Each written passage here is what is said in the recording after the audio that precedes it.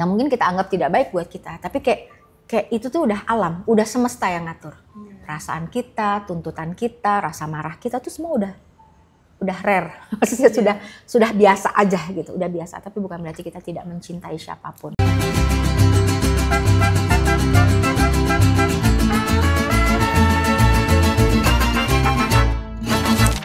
Mau anak kita, mau keluarga kita gitu kan, karena kita nggak bisa berharap gitu saat kita energi kita positif, kita nggak bisa berharap selalu bertemu dengan orang-orang positif gitu. Tapi mostly tanpa kita sadarin kalau kita mau menghitung atau kita bisa menghitung kebaikan Allah, ya Allah luar biasa gitu sih. Jadi kalau aku analogikan lagi, jangan kita mengeluh pada saat 3 gigi kita sudah tidak berfungsi dengan baik. Karena masih ada belasan gigi yang lain yang masih bisa enak untuk kita pakai mengunyah makanan. Maka berhentilah lo mengeluh. Berhentilah kita mengeluh, udah syukur aja. Karena semua orang bisa mudah gitu ya ngomong syukur. Semua orang bisa ngomong sabar. Semua orang bisa bilang ya udahlah gitu ya. Tapi begitu itu kita sendiri yang menghadapi, nah itulah di situ. Ingat-ingat, karena setiap kita menasihati orang lain atau setiap kita berbagi kebaikan, sebenarnya sesungguhnya tadi kan kebaikan itu akan datang dari kita. Sebenarnya itu mengingatkan buat diri kita, bukan buat orang. Pada saat kita fetch up masalah itu di depan mata, nah itulah saatnya sebaik-baiknya Allah bisa menguji kita dan memberi penilaian kita atau kontenan kita sebaik apa gitu sih. Jadi gini dah, balik lagi ke totok aura. Ini bukan sesuatu hal yang nyeleneh gitu ya, atau mau dianggap gimana, tapi bismillahirrahmanirrahim, insya Allah Dian Kenanga yang aku bangun 21 tahun tidak mengejar banyak. Seriusan, tidak mengejar banyak, karena di balik sana ada Ibu Yani yang ada di saat saya awal muasal ini berdiri, dan berikut juga anak-anakku yang lain, mostly mereka sudah 11 tahun, belasan tahun ya ikut bersama Ibu. Mungkin di luar sana banyak penawaran yang baik untuk mereka gitu ya, tapi kalau mereka masih jadi sedih, kalau mereka masih stay bertahan sama aku gitu ya, itu sebuah nilai gitu. Nggak mungkin gini, kalau mau hitungan manusia mungkin mereka sudah meninggalkan kita, hitungan manusia sudah meninggalkan kita di masa-masa sulit kita gitu. Kok jadi nangis sih kamu gitu kan? Ya kan? Aku juga nih, videograferku. Iya, Masya Allah gitu kan. Tapi kalau sudah Allah yang menggerakkan, ceritanya berbeda. Ya, gitu loh. Ya kan? Iya. Karena pasti kan kamu akan sudah merasakan hal-hal yang kita memiliki karyawan misalnya kan. Kita memiliki karyawan, kalau kita bicara jumlah 249, 250 kurang 1 gitu kan. Ya, oke. 250 kurang 1 gitu. Sekarang mengawali ini lagi mulai dari 2, 3, 5, 11 segala macam, sekarang sudah mungkin hampir 50-an, 60-an lagi gitu kan. Itu kan butuh fase kan. Lalu ada di sana ada Rani juga, ada Yani, ada Rani yang dia di masanya itu sebenarnya kalau dia mau melepaskan diri dari aku, paling nggak sampai hari ini ya, aku juga nggak mau takabur ya, tapi paling tidak sampai hari ini mereka masih ada bersama aku karena Allah, bukan karena hebat setianya mereka. Paham ya, gitu ya? Karena mereka setia secara hitungan manusia, tapi kalau bukan karena Allah yang membuat kesetiaan mereka semakin kuat, mereka tidak akan bertahan. Gitu. Karena toh mostly ada juga kan yang mungkin yang mungkin memang suaminya ter-PHK di zaman pandemi kemarin, lalu mereka harus ikut pulang kampung, atau memang mereka dapatkan pekerjaan yang bismillah lebih baik. Dan mostly ada anak-anak aku yang memang mungkin ini juga bicara onang, bukan bicara Dian Kenanga aja, bicara juga tim gitu kan. Pergi, datang dan pergi itu hal biasa. Berpisah lalu berjumpa lagi itu hal biasa. Yang paling penting khusus kayak dari aku gitu ya, melihat anak-anakku harus pergi dari Dian Kenanga karena mendapatkan pekerjaan yang lebih baik atau karena berumah tangga tidak boleh bekerja lagi oleh suaminya, happy, baik sangka sama Allah bahwa ini yang terbaik, terbaik buat kita, baik juga buat mereka gitu. Sehingga mereka sudah di luar sana pun seneng aja kalau ibu apa kabar, terus kemarin aku baru birthday gitu ya, terus ibu happy birthday gitu kan, maksudnya kayak udah lama gitu ya, paling nggak setiap setahun sekali mereka masih DM atau masih WA aku gitu kan. Jadi itu sebuah nilai yang apa, kita bisa bahagia dari hal-hal yang simple things gitu loh. Maksudnya kita bisa bahagia bukan dari yang karena kita dikasih karena kita dikasih bunga yang luar biasa, bunga deposito dan lain-lain, bukan itunya gitu, tapi kayak sentuhan-sentuhan kecil dari orang itu tuh berharga gitu lah. Tapi ya Kalau ada kadonya sih ya lebih baik lagi ya Bu Yani ya. Jadi memotivasi itu kan kebaikan juga ya. Jadi kan itu motivasi gitu. Jangan tersinggung gitu dong. Jadi enggak ini bagian dari ini aja sih, bagian dari jokes tapi serius sih. Jangan lupa kado masih diterima sampai akhir tahun 2025 ya. Jadi masih nggak kadaluarsa kok kadonya. Contohnya kayak gitu aja sih sayang. Nah balik lagi, rasanya sih udah cukup lah kalau bicara Totok Aura tuh apa. Kindly follow IG diankenanga.totokaura. Terus ada Facebooknya. Lalu follow aku juga boleh dan cari tahu di situ perihal Totok Aura seperti apa. Ini bukan sesuatu hal yang ngadi-ngadi. Ini bukan treatment yang di-create lalu di push dengan sebuah hal yang aneh-aneh. Enggak sama sekali. Ini benar-benar sebuah terapi yang menggabungkan dua ilmu totok atau acupressure dengan ilmu prana, digabungkan menjadi sebuah metode baru namanya Totok Aura. Pengen banget wanita-wanita Indonesia, pria-prianya juga itu tahu bagaimana memberdayakan dirinya secara optimal. Self-empowerment-nya mereka itu di-upgrade sedemikian rupa, nggak perlu harus mahal, tapi bagaimana tahu menghargai diri sendiri, membuat aura atau energi kita sehat, maka kita bisa tebar pesona kepada anak kita, suami kita, pasangan kita, lingkungan terdekat kita, sampai lingkungan terjauh kita. Hingga orang nggak kenal nama Vina, tapi dia nggak kenal langsung dengan Vina, tapi nama Vina didengar. Ih baik ya itu orang, dulu kita, baik itu doa. Aku sempat loh ketemu baru sekali, tapi aduh baik banget ya orang itu, aduh ngambilin aku tisu pada saat aku nangis misalnya, atau ngambilin aku minum pada saat terkesan ya. Jadi jangan abaikan hal-hal kecil statement dari orang lain, karena statement itu doa. Statement positif akan menjadi doa kebaikan buat kita, mengisi setiap rongga dan nadi di darah kita, nadi dan darah kita. Maka omongan negatif itu juga kita hindarkan kalau bisa, sesuai dengan apa yang kita tanam. Tapi apabila ada yang negatif, kita perbaiki. Jangan begitu negatif datang, kita selalu harus bilang, anjing menggonggong kafilah berlalu. No, kita harus introspeksi juga. Kalau ada sesuatu hal yang benar, maka kita harus introspeksi bahwa oh iya ya benar ya, kita harus merubah gitu. Tapi kalau misalnya memang nggak benar ya udahlah, nggak perlu kita bilang, iya anjing menggonggong kafilah berlalu, itu negatif juga. Apalagi dengan intonasi yang sedikit gitu ya. Jangan, oh ya udah sih kalau ada orang yang nggak senang gitu kan, ya udah sih kalau ditinggal sama anak-anak karyawan kita, ya udah sih kalau ada temen gitu, paling nangis.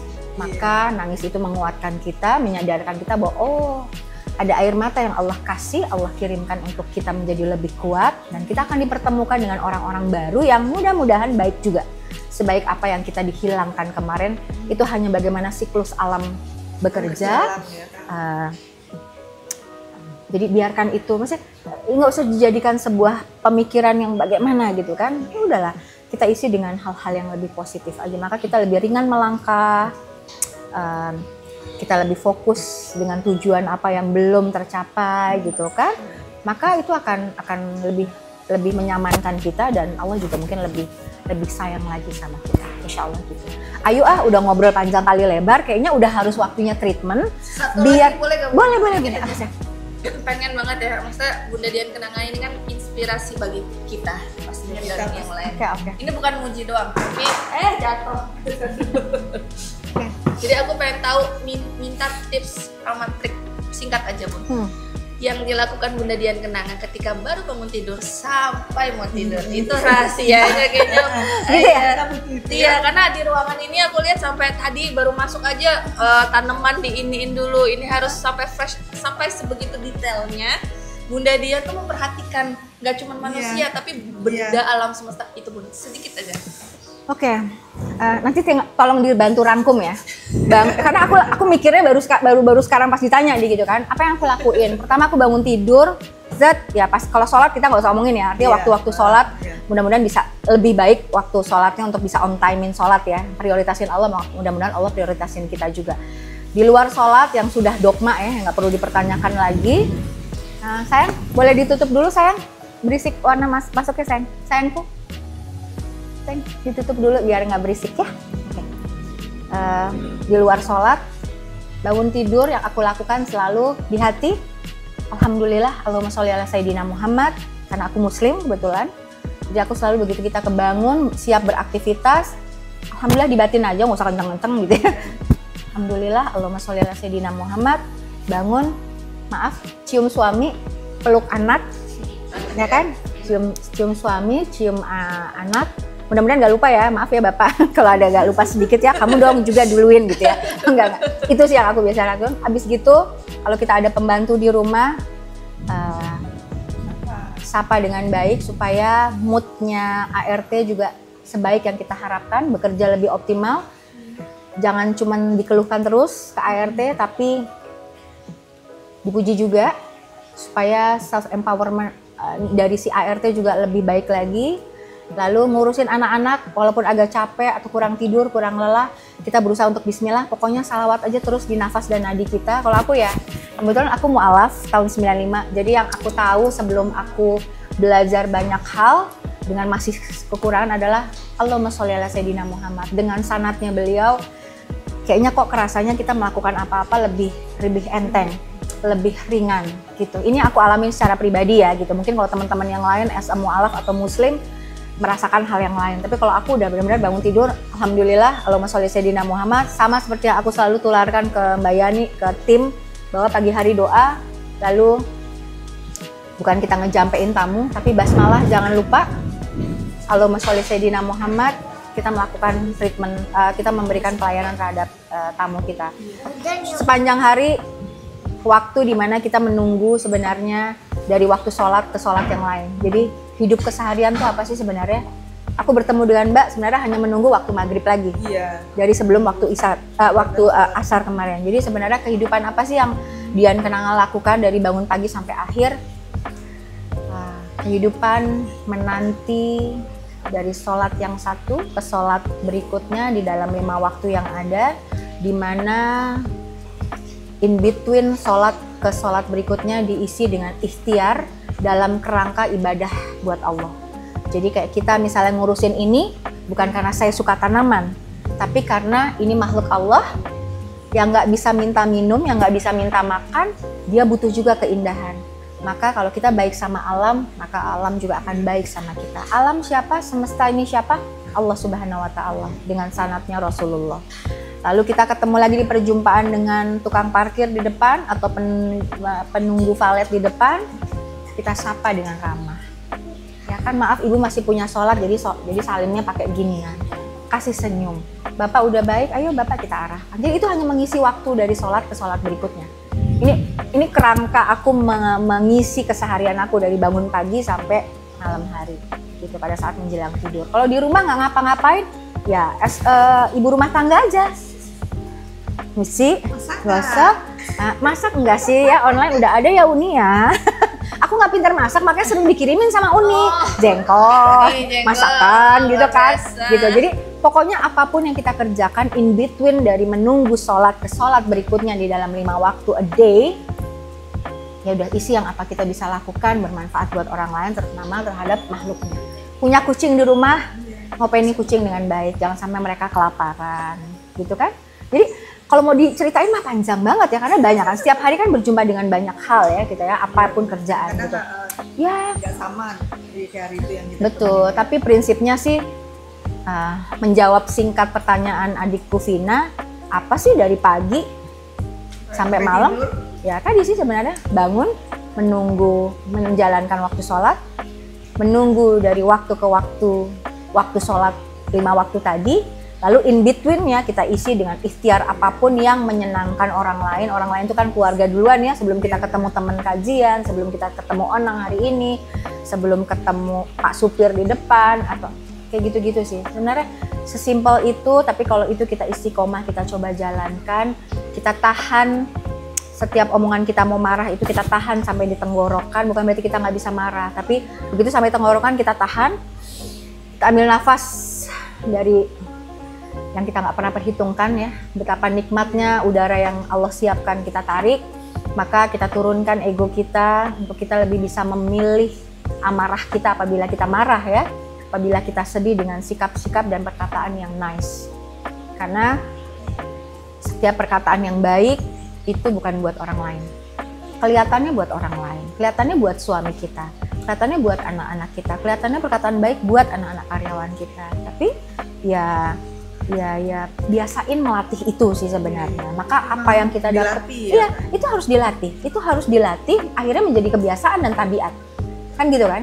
Gitu. Dan aku juga nggak bilang bahwa aku udah yang paling baik, enggak, karena aku juga manusia, ada darah ya, kalau dicubit juga sakit dan teriak gitu kan. Tapi selama kita belajar, mudah-mudahan kalaupun ada yang mencubit, nggak sengaja mencubit atau tercubit gitu, kita bisa bereaksi lebih proper gitu. Ada orang yang mencak-mencak sama kita nggak perlu harus mencak-mencak lagi, tapi kita bahkan lebih punya sikap yang berkelas, nggak perlu mencak-mencak sehingga bisa meredam emosinya, bahkan tanpa disadari mereka sudah mengambil gambaran atau mengambil sedikitnya ilmu merunduk. Mengalah bukan buat kalah, tapi untuk dimenangkan kemudian sama Allah. Kapan dimenangkan sama Allah? Nggak usah hitung-hitungan deh sama Allah, ya kan? Jadi kita nih atau Allah tuh udah give and give aja, take-nya dari Allah.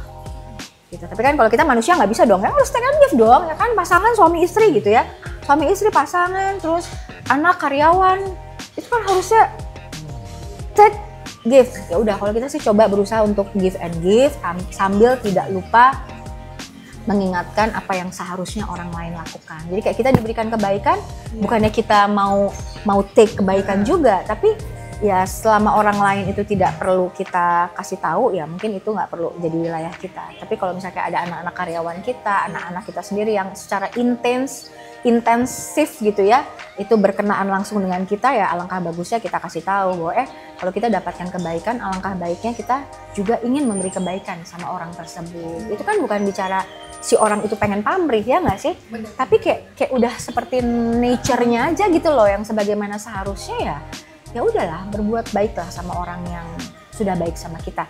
Bahkan dianjurkan untuk kita bisa tetap berbuat kebaikan pada orang yang tidak baik pada kita atau katanya pernah menyakiti kita. Itu bukan hal yang mudah, tapi kalau itu kita bisa lakukan, terus diam-diam kita benar-benar mendoakan, kirimkan Al-Fatihah. Aku nggak bisa nyebutin nama anak-anak karyawanku satu persatu ya, tapi aku cuma bilang, ya Allah, hamba hadiahkan. Jadi kalau ini sedikit, mungkin ini rahasia sedikit sih, rahasia pribadi, bukan rahasia juga sih sebenarnya, tapi kalau aku doa gitu ya, mudah-mudahan ini bukan riya ya, astagfirullahaladzim ya. Tolong diedit nanti kalau emang dianggap terlalu berlebihan. Jadi kalau aku dapat sholat, terus aku berdoa, aku selalu bilang di akhir aku udah minta segala macam, ya Allah, apapun yang hamba mintakan kebaikan atasku dan keluargaku, dan dijauhkan dari segala keburukan yang hamba mintakan daripada Engkau terhadap aku dan keluargaku. Itu bukan cuma aku mintakan untuk diriku dan keluargaku ya Allah, tapi hamba mintakan kepada semua makhluk bumi. Kedua, ya kaum muslimat dan muslimin. Bahkan ini aku nggak tahu nih salah atau enggak nih, aku mintakan, mungkin karena keluargaku ada yang non muslim ya, jadi aku juga mintakan kepada orang-orang yang bukan muslim atau non muslim. Ketiga, ya sahabat, tetanggaku, teman-teman dekatku yang hamba kenal maupun tidak hamba kenal langsung, yang dekat maupun tidak dekat, yang bahkan hanya mengenal namaku atau aku mengenal nama mereka. Yang terakhir, hamba tetap doakan yang terbaik, sama baik seperti yang aku mintakan kepada orang-orang siapapun yang mungkin pernah menyakitiku, yang pernah zolim padaku, menurut engkau ya zolimnya, bukan menurut aku zolim, yang aku ketahui atau tidak aku ketahui langsung. Rasanya kalau udah doa kayak gitu tenang banget, karena kita doakan juga buat mereka, kita doakan juga buat yang lain-lain yang memang kita bawa sampai ke level belief kita. Seriusan, aku bawa ke level belief ini, dan bukan berarti tidak pernah ada hal-hal negatif yang datang kepada tempat usaha ini atau kehidupan aku gitu ya. Kita tahu nih, misalnya ada orang-orang yang mungkin di sekitar kita kurang senang dengan keberadaan kita, dengan karya kita, dengan apapun, mau itu saudara, mau teman baru apa. Jangan buru-buru kita kesel atau sakit hati atau berkata buruk atasnya. Kita doain, benar-benar doain. Kita nggak tahu, kita nggak perlu nanya ya, bintinya siapa gitu kan, nggak perlu ya. Nanti kita mau dijampein lagi gitu kan. Jadi ya udah, hadiahin aja ya Allah hamba hadiahkan, kalau misalnya ada yang sebut yang kita khusus gitu ya, ada yang kalau itu kan secara umum tadi kan semua makhluk bumi gitu kan. Oh bangsa dan negara juga aku sebutin, karena kalau bangsa kita kenapa-napa gitu kan, kita juga kena. Terus kalau kemarin-kemarin ini belakangan ini tambah lagi untuk sahabat-sahabat saudara-saudara kita di Palestina yang kita nggak kenal kan makhluk Allah juga ya, satu waktu kita akan dipertemukan di sana. Jadi kalau ujung-ujungnya mikir, ih kok jelimet banget sih doa Allah gitu ya, ih kok ribet banget nggak sih? Buat aku nggak ribet, buat aku nggak ribet karena itu sudah menjadi kebiasaan, maka kayaknya kita enteng aja, kita ngerasa pede di sini yang proper aja gitu ya, percaya diri bahwa kehidupan kita itu akan menuntun bertemu dengan orang-orang yang kita suka ataupun yang tidak kita suka, pekerjaan-pekerjaan dengan ending yang smooth maupun yang kurang smooth itu sudah menjadi sebuah emang Allah kirimkan itu untuk kita lewatin. Jadi ngapain kita harus yang gitu, iya gitu, enggak gitu. Jadi ada di sini ya, kalau kita balik lagi ke Dian Kenanga, ini ada saksinya juga, ibu ini udah yang ke-7 kali loh ibu terima, atau ke-5 kali loh ibu terima, ibu nggak kapok-kapok ya bu, cuman ngabisin materai aja gitu ya, kasarnya gitu ya kalau dulu. Kan aku bilang pada saat anak-anak atau ada bagian dari karyawan aku yang memang keluar karena keinginannya sendiri, lalu ingin masuk lagi di mana aku memang mampu menerimanya atau ada kebutuhan, aku terima tanpa aku harus berhitung itu gitu. Mungkin kalau rumus bisnis itu kita dianggap pebisnis yang bodoh sih. Ya aku nggak boleh marah ya, karena itu bebas nilai. Kan orang bebas nilai gitu. Iya nggak apa-apa ya Onang. Ya gitu, jadi nggak apa-apa pada saat ada orang bilang, kok lu bodoh banget sih, lu udah jelas-jelas disakitin, udah jelas-jelas ini dalam semua aspek lah ya. Tapi ya udah, selama kita tahu, oh ya udah di luar sana lo belum dapat pekerjaan kan, kalau emang tempat ini masih bisa menjadi keset kaki lo untuk bisa naik lagi di kemudian hari, entah di tempat ini atau tempat lain, ya silakan aja. Jadi memang kita sering sekali, alhamdulillah ya, astagfirullahaladzim, Allah kirimkan orang-orang kembali untuk masuk ke sini. Walaupun nantinya dia akan keluar lagi nggak masalah. Minimal saat itu, pada saat tempat lain tidak ada yang menampungnya, ada tempat ini yang Allah siapkan untuk mereka melanjutkan kehidupannya, menyekolahkan anaknya dan lain-lain. Dan kita nggak boleh marah, itu memang sudah alam begitu. Jadi datang dan pergi itu biasa, meninggalkan lalu datang lagi itu biasa, menjauh lalu mendekat lagi itu biasa, dirugikan lalu diuntungkan lagi. Kita dirugikan sama satu hal kan, kita juga ada keuntungan-keuntungan lain yang Allah kirimkan buat kita.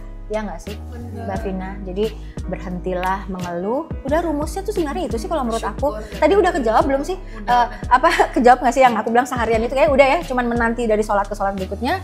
Terus di in between itu adalah kita mengerjakan banyak hal sesuai kapasitas kita sebagai ibu rumah tangga, sebagai tempat di mana dititipkan usaha yang bukan milik kita, cuman dititipin sama Allah. Nah itu terus kita jadikan sebuah statement yang intens sehingga itu menjadi sebuah kebiasaan. Lalu akhirnya kita tahu sendiri bahwa tadi ya, afirmasi diri kita bahwa ini memang bukan punya kita. Jadi di dalam setiap perjumpaan manapun, bukan hanya karena lip service, karena ada podcastnya Vina gitu ya, enggak gitu. Tapi karena memang ya udah, ini yang pengalaman yang aku jalanin. Dan kita kan nggak pernah tahu kalau Allah memang kasih lagi masih umur yang panjang. Mudah-mudahan kita juga dipersiapkan Allah untuk menerima sebuah hal yang negatif, karena hidup kan nggak selalu jam 12, pasti selalu dia akan ke bawah. Maka pada saat jam 12 jangan kita sombong, kita ingat bahwa ini punya Allah.